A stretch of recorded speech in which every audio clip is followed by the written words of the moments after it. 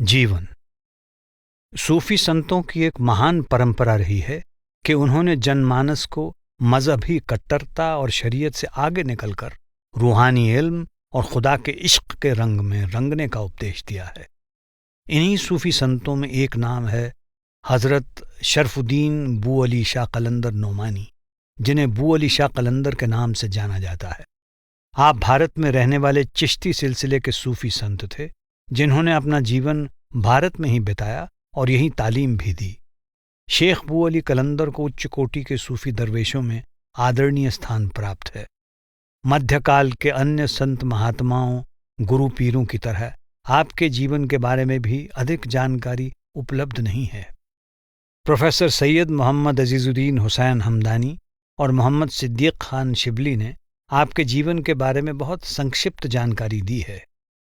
हिंदी की पुस्तक भाषा भी साहित्य भी में शामिल श्री राजेंद्र राजन का लेख सूफी संत शरफुद्दीन कलंदर और रमेश चंद्र पुहाल पानीपति की हिंदी रचना बख्शशे हिंद हज़रत शेख शाह शरफुद्दीन बू अली शाह कलंदर नोमानी पानीपति से भी हज़रत बू अली के जीवन और उपदेश से संबंधित संक्षिप्त जानकारी ही मिलती है।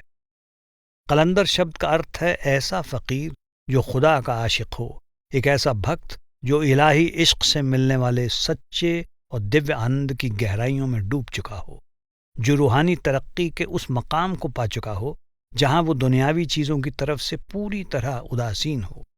खुदा का ऐसा आबिद यानी भक्त कुल मालिक के इश्क में ऐसे लीन रहता है कि दुनिया की कोई भी वस्तु या शक्ल सूरत उसके और खुदा के बीच नहीं आती। दुनिया से बेखबरी और खुदाई इश्क की मस्ती एक कलंदर की पहचान है। जन्म। हज़रत बू अली के वालिद शेख फ़खरुद्दीन अपने समय के महान विद्वान और संत थे। उनकी वालिदा हाफिज़ा जमाली भी धार्मिक प्रवृत्ति की थीं। शेख बू अली के जन्म स्थान को लेकर अलग अलग मत हैं। कुछ लोगों का मानना है कि उनका जन्म तुर्की में हुआ, जबकि कई लोग उनका जन्म स्थान अज़रबैजान बताते हैं। ज़्यादातर लोगों के मुताबिक पानीपत ही शेख बू अली का जन्म स्थान है। उनकी जन्म तिथि के विषय में भी अलग अलग मत हैं, लेकिन अधिकतर इतिहासकारों ने आपका जीवन काल 1209 से 1324 ईस्वी माना है। कहा जाता है कि शेख फ़खरुद्दीन और हाफिज़ा जमाली इराक़ से भारत आए थे। यमुना नदी के किनारे स्थित पानीपत की धरती उन्हें पसंद आई और वे दोनों यहीं बस गए। यहीं शेख बू अली कलंदर का जन्म हुआ। जन्म के समय उनका नाम शरफुद्दीन रखा गया। बशीर अहमद अंसारी अल खामोशी ने औलियाए किराम पानीपत में और सैयद एजाज अहमद हाशमी ने अपनी पुस्तक हज़रत बू अली शाह कलंदर दास्तान और करामात में शेख बू अली कलंदर के नाम के साथ जुड़ी बहुत सी करामातें बयान की हैं। एक लेखक ने लिखा है कि आपने जन्म के बाद 3 दिन तक आंखें बंद रखीं और रोते रहे।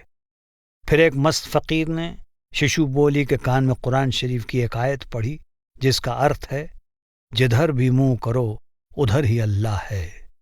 ये आयत सुनकर आप चुप हो गए, आंखें खोल लीं और दूध पीना शुरू कर दिया। कहा जाता है कि उस दरवेश ने यह भविष्यवाणी भी की थी कि ये बच्चा बड़ा होकर खुदा का आशिक बनेगा।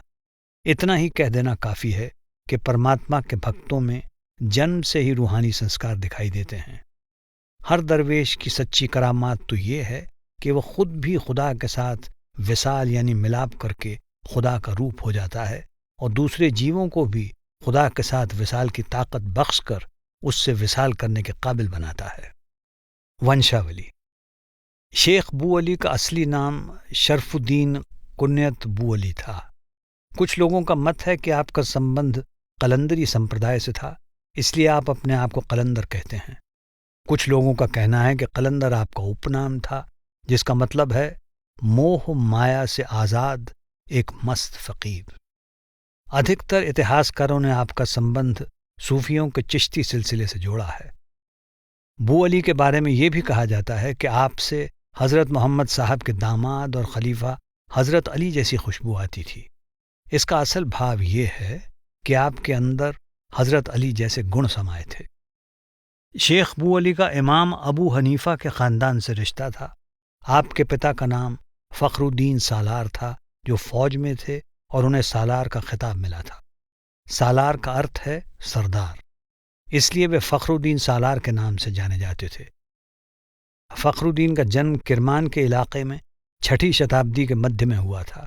وہ اپنے وقت کے مشہور صوفی شاہ محمد کرمانی سے بیعت ہوئے اور انہوں نے مرشد کی رہنمائی میں اندرونی روحانی منزلوں کو طے کر کے اونچا مقام حاصل کیا۔ مرشد ان کی روحانی ترقی سے اتنے خوش ہوئے کہ انہوں نے اپنی بیٹی فاطمہ بیگم، جنہیں بی بی حافظہ جمالی کے نام سے بھی جانا جاتا تھا، کی شادی فخر الدین سے کر دی۔ شیخ فخر الدین اور بیوی حافظہ جمالی کے 2 بیٹے ہوئے۔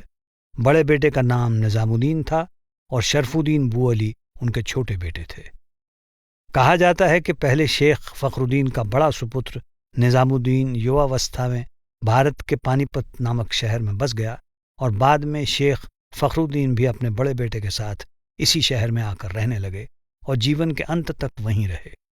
بو علی قلندر کا جنم بھی پانی پت میں ہوا اور آپ نے شروعاتی تعلیم بھی وہیں سے حاصل کی۔ آپ شیخ شرف دامہ اور مولانا سراج الدین مکی جیسے استادوں کے شاگرد تھے۔ آپ نے اپنے استادوں کی نگرانی میں قرآن شریف کو زبانی یاد کر لیا تھا۔ بعد میں آپ دلی آ گئے اور یہاں کے استادوں کی شاگردی کی، جن میں شیخ قطب الدین بختیار کاکی کے خلیفہ شہاب الدین، امام فخر الدین رازی کے شاگرد مولانا نظام الدین دمشقی اور مولانا رکن الدین سامانوی کے نام ذکر کے قابل ہیں۔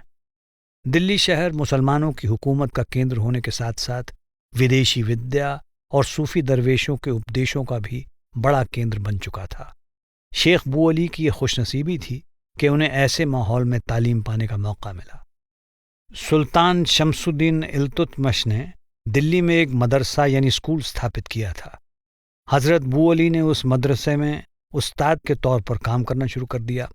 بعد میں آپ نے ایک منارے والی مسجد قوت الاسلام میں قرآن شریف کے خلاصے کے مطابق اسلام دھرم کے پرچار کا کام کیا۔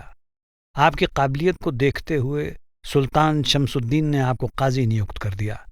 آپ قاضی کے روپ میں لگ بھگ 20 ورش مقدموں کے فیصلے کرنے اور حکم سنانے کا کام کرتے رہے۔ بعد میں آپ کا من اس کام سے اوب گیا اور آپ کا جھکاؤ اندرونی عبادت کے ذریعے خدا کے گیان کو حاصل کرنے کی طرف ہو گیا۔ دھیرے دھیرے آپ کا دھیان اندر لین ہونے لگا۔ آپ باہری علم یعنی گیان کی وادیوں کو پار کر کے اندرونی انوبھو کی منزل تک پہنچ گئے۔ اس کا یہ اثر ہوا کہ ایک دن آپ نے ساری کتابیں دریا میں بہا دیں۔ شیخ بو علی قلندر نے کس مرشد کی رہنمائی میں اندرونی روحانی ترقی کی، اس بارے میں ودوانوں نے الگ الگ وچار ظاہر کیے ہیں۔ پروفیسر سید محمد عزیز نے حضرت خواجہ قطب الدین بختیار کاکی کے پرتی شیخ بو علی کے من میں بڑی شردھا ہونے اور ان سے خلافت یعنی خلیفہ کا پد حاصل کرنے کے بارے میں لکھا ہے۔ آپ لکھتے ہیں کہ آپ کا شجرہ یعنی ونش ورکش حضرت خواجہ قطب الدین بختیار کاکی اوشی قدوس سرہو کے ساتھ ملتا ہے۔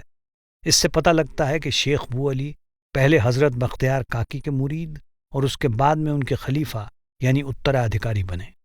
اس کے ساتھ ہی یہ بھی کہا جاتا ہے کہ خواجہ قطب الدین بختیار اوشی کے حکم کے مطابق شیخ بو علی قلندر شیخ جلال الدین رومی سے بیعت یعنی دیکشت ہوئے۔ آپ نے شیخ رومی کے پیر حضرت شمس الدین تبریز سے بھی ملاقات کی اور ان دونوں حضرات سے خرقہ خلافت بھی حاصل کیا۔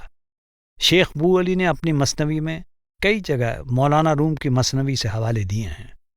انسان کی فطرت ہے کہ وہ اپنے خالق کو روبرو دیکھنے کی حسرت رکھتا ہے۔ انسان کی اس حسرت کو پورا کرنے کے لیے خدا پیر و مرشد کی صورت میں انسانی جامہ پہن کر آتا ہے۔ یہ صوفی مت کا مول سدھانت ہے۔ علامہ اقبال اپنے ایک صوفی کلام میں انسانی حسرت اور صوفی مت کے مول سدھانت کو بتاتے ہوئے کہتے ہیں، کبھی یہ حقیقت منتظر نظر آ لباس مجاز میں کہ ہزاروں سجدے تڑپ رہے ہیں میری جبین نیاز میں۔ اے سچے خدا، تیرے دیہ سوروپ کا دیدار پانے کے لیے میں کب سے انتظار کر رہا ہوں۔ کبھی تو انسانی لباس میں آ کر مجھے اپنا دیدار دے، اور گر ایسا ہو جائے تو میں سجدے سے سر بھی نہ اٹھاؤں۔ میری جھکی ہوئی پیشانی یعنی ماتھا تیرے ہزاروں سجدے کرنے کے لیے تڑپ رہی ہے۔ انسان کو انسان ہی سمجھا سکتا ہے۔ خدا جب تک انسانی چولا دھارن نہیں کرتا ہم اس کی پہچان نہیں کر سکتے۔ جب تک خدا انسان کے روپ میں آ کر انسان کا رہنما نہیں بنتا، انسان میں اتنی طاقت نہیں کہ وہ خود ہی خدا سے وصال کرنے کی بڑائی حاصل کر سکے۔ صوفی درویش دلیل دیتے ہیں کہ قرآن شریف میں جن انیک ناموں سے خدا کی استتی کی گئی ہے، ان میں ایک نام ولی بھی ہے۔ ولی کا ارتھ ہے سنت۔ خدا انادی اور استھائی ہے تتھا ولی یا سنت بھی انادی اور شاشوت ہیں۔ ہر سمے میں لوگوں کے ادھار کے لیے خدا ہی ولی یا سنت کا روپ دھارن کر کے دنیا میں آتا رہتا ہے۔ ہاتھرس کے سنت تلسی صاحب کی غزل ہے، ارے اے تقی تکتے رہو مرشد نے یہ پنجا دیا۔ آپ اس غزل میں فرماتے ہیں، منصور سرمد بو علی اور شمس مولانا ہوئے، پہنچے سبھی اس راہ سے جس نے کہ دل پختہ کیا۔ آپ کہتے ہیں کہ منصور، سرمد، بو علی، شمس تبریز اور مولانا روم جیسے سارے درویش اپنے اپنے مرشد کی سمجھائی یکتی کے مطابق روحانی ابھیاس کر کے ہی مقام حق یعنی سچ کھنڈ پہنچ پائے تھے۔ حضرت بو علی قلندر کا مرشد کون تھا؟ بہتر ہوگا کہ اس سوال کا جواب اتہاس کاروں پر چھوڑ دیا جائے اور آپ کی اپنی مثنوی میں سے دیے گئے اس بھاو کی طرف دھیان دیا جائے، طالبوں کا تو نہ ہو گر دستگیر، پھر وہ پکڑے نہ ہرگز دست پیر۔ اے خدا، یدی تو اپنے طالبوں یا کھوجیوں کا ہاتھ پکڑ کر ان کی رہنمائی نہ کرے تو وہ کبھی بھی کسی سنت کی شرن قبول کرنے کے لیے تیار نہ ہوں۔ حضرت بو علی اپنے دیوان کی تیسری غزل کے پہلے شعر میں کہتے ہیں، اے ہمارے ساقی پرانی شراب سے جام بھر، جب تو نا تجربے کار زاہدوں کو دیکھے تو خاک ڈال ان کے سروں پر۔ اے میرے ساقی، تو میرا پیالہ خدا کے عشق کی پراتن یعنی دائمی شراب سے بھر دے۔ جو زاہد روحانیت سے خالی ہیں انہیں نظر انداز کر ان سے بچ اور ان سے کنارہ کر لے۔ آپ اسی غزل کے چوتھے شعر میں کہتے ہیں، اے زاہد یہاں سے اٹھ اور چلا جا ریاکاروں کے کوچے میں، تو شراب پینے والے رندوں کی صحبت کے قابل نہیں۔ اے زاہد، تو یہاں سے اٹھ کر ڈھونگیوں کے دل میں چلا جا، کیونکہ تو حقیقی عشق کی انادی شراب پینے والے بے فکر مستانوں کی محفل میں بیٹھنے کے قابل نہیں ہے۔ آپ نے انیہ بہت سی غزلوں میں بھی مرشد روپی ساقی یا پیر مرغاں سے خدا کے عشق یا نام کی شراب کو پانے کی تاکید کی ہے۔ کئی صوفی درویشوں نے مرشد کو خدا کے عشق یا نام کی شراب پلانے والا ساقی اور اس کی صحبت کو مے خانہ یا مدھوشالہ کہا ہے۔ کہا جاتا ہے کہ ایک بار علاؤدین خلجی نے شیخ بو علی قلندر کی سیوا میں کچھ تحفے بھیجنے چاہے، لیکن اسے ڈر تھا کہ کہیں شیخ صاحب اس بات کا برا مان کر اس سے ناراض نہ ہو جائیں۔ اس لیے اس نے اپنے خادم یعنی سیوک کو حضرت نظام الدین اولیاء کی سیوا میں بھیج کر درخواست کی کہ وہ مہربانی کر کے اپنے مرید امیر خسرو کو یہ تحفے پانی پت لے جانے کی اجازت دے دیں۔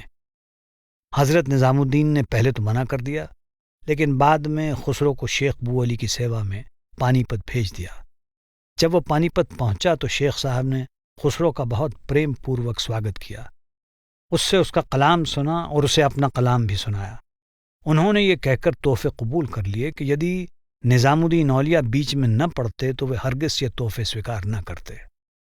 علامہ اقبال نے ایک فارسی نظم میں شیخ بو علی قلندر اور امیر خسرو کی اس ملاقات کا منموہک ورنن کیا ہے۔ اس ورتانت سے شیخ بو علی کا چشتی سلسلے کے درویشوں کے پرتی آدر کا بھاو صاف دکھائی دیتا ہے۔ یہ بھی کہا جاتا ہے کہ سلطان جلال الدین خلجی اور سلطان علاؤالدین خلجی بھی شیخ بو علی قلندر کے شردھالو تھے۔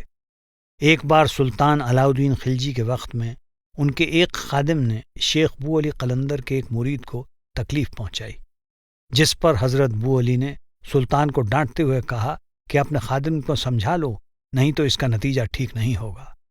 علامہ اقبال نے یہ گھٹنا بھی فارسی کی ایک نظم میں بڑے ہی خوبصورت ڈھنگ سے کہی ہے اور یہ سمجھانے کی کوشش کی ہے کہ کل مالک کے درویش الہی یعنی دیویہ بادشاہت کے سمراٹ ہوتے ہیں، اس لیے دنیاوی سمراٹ بھی ان کے آگے سر جھکاتے ہیں۔ بھرمن۔ صوفی درویش بھرمن کرنے میں وشواس رکھتے تھے۔ محمد صدیق خان شبلی نے کہا ہے کہ صوفی درویش دوروں پر جانے کے شوقین رہے ہیں۔ اس سے ان کا اصلی مقصد بھرمن سے حاصل تجربوں اور اپنے وقت کے دوسرے شیخوں، پیر فقیروں کی صحبت سے فائدہ اٹھانا اور روحانیت کا پرچار کرنا تھا۔ شیخ بو علی نے بھی لمبے سمے تک دنیا کے الگ الگ دیشوں کا دورہ کیا۔ وہ کس دیش میں کتنے سمے کے لیے رہے اس بارے میں زیادہ جانکاری نہیں ملتی، لیکن اتہاسکاروں نے لکھا ہے کہ کونیا نامک ستھان پر آپ کی ملاقات مولانا جلال الدین رومی اور ان کے مرشد شیخ شمس تبریزی سے ہوئی تھی۔ اس سے اندازہ لگایا جا سکتا ہے کہ آپ کئی اسلامی دیشوں کا دورہ کرتے ہوئے کونیا پہنچے ہوں گے۔ اس وشے پر مت بھید ہو سکتا ہے کہ شیخ بو علی مولانا روم سے بیعت ہوئے تھے کہ نہیں، لیکن رومی سے ہوئی ان کی ملاقات کو اتہاس صحیح ٹھہراتا ہے۔ بھارت میں شیخ بو علی کی ملاقات کن کن صوفی درویشوں سے ہوئی اور کب ہوئی، اس بارے میں بھی پرمان سہت پوری جانکاری نہیں ملتی، لیکن اتنا ضرور پتہ چلتا ہے کہ آپ کے سمے میں چشتی سلسلے کے حضرت خواجہ شمس الدین ترک نے اپنے مرشد علاؤالدین صابر کے حکم سے پانی پت میں رہنا شروع کیا۔ وہیں سے شیخ بو علی قلندر اور خواجہ شمس الدین ترک میں پریم اور شردھا کا رشتہ قائم ہو گیا تھا۔ پانی پت میں شیخ جلال الدین محمود چھوٹی عمر میں ہی حضرت بو علی کی سیوا میں حاضر ہو گئے تھے۔ وہ آپ کے مرید بننا چاہتے تھے، لیکن آپ نے اشارہ کیا کہ تمہاری مشکل کسی اور شخص سے دور ہوگی۔ جب خواجہ شمس الدین ترک پانی پت آئے تو شیخ بو علی نے جلال الدین محمود کو ان سے دیکشا حاصل کرنے کے لیے بھیج دیا۔ بعد میں وہی جلال الدین کبیر الاولیاء کے نام سے پرسدھ ہوئے۔ اس سے پتہ چلتا ہے کہ سبھی درویش ایک دوسرے کا بہت سمان کرتے تھے۔ انیہ دیشوں میں بھرمن کرنے کے بعد شیخ بو علی دوبارہ پانی پت آ گئے اور آپ نے صوفی مت کا پرچار شروع کر دیا۔